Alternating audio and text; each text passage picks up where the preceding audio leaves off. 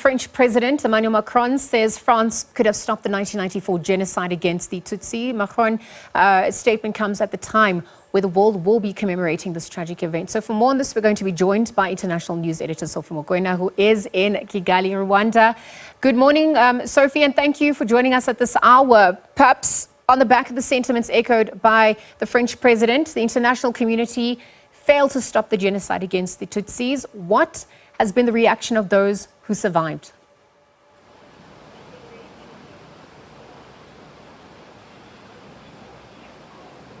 Well, Lizelle, yes, we are coming live from Kigali ahead of the commemoration of the 1994 genocide against the Tutsi, even though some of the Hutus were also killed who were progressive.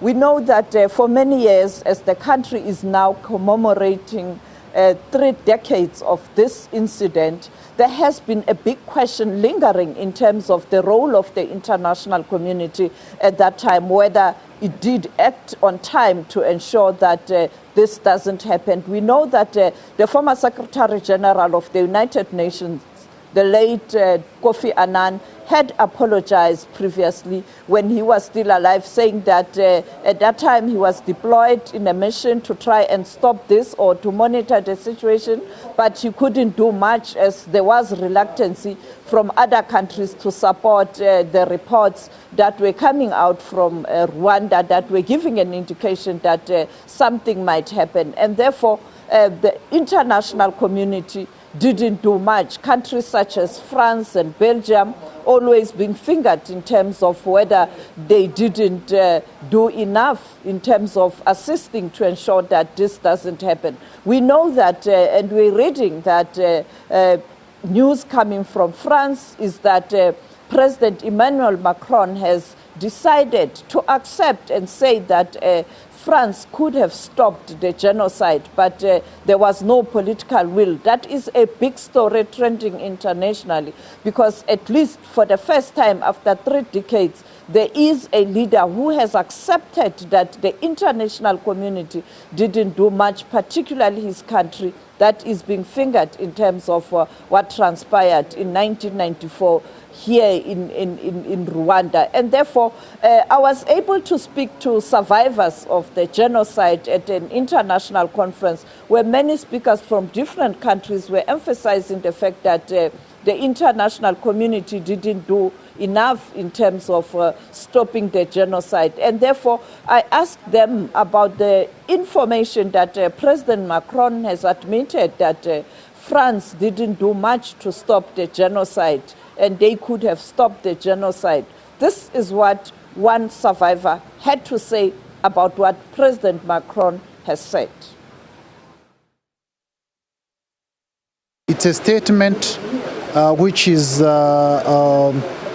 good for us. At least now they accept that they could have done something. But even though it was delayed, to say that or to do that, at least we see that there is a step towards the world, at least the developed world, accepting that they could have done something to stop this genocide. So for us, it's a message, and it's a wake-up call to even other countries, other developed countries who are not yet saying so, to take a step and say so, because most of them, according to what we had in this international conference, they were aware, they had various alerting message, but they didn't do anything. Later today, President Cyril Ramaphosa will arrive in Kigali, and he will join other heads of state and government who will be attending the commemoration tomorrow. The Minister of International Relations, Dr. Naledi Pandor, has touched down. I will be in conversation with the minister just before 1, and will bring you my conversation with the minister, particularly looking at the relations between South Africa and Rwanda. Also, you heard yesterday when the minister was giving a briefing at the ANC press briefing in relation to the party's manifesto on issues related to international relations and foreign policy and friendship with other countries. The minister pointed out that this incident must always be in the minds and hearts of many people around the world, so that those words never again become a reality. But we know that, unfortunately, as we speak right now, we have a similar situation playing itself in the Middle East, in Gaza.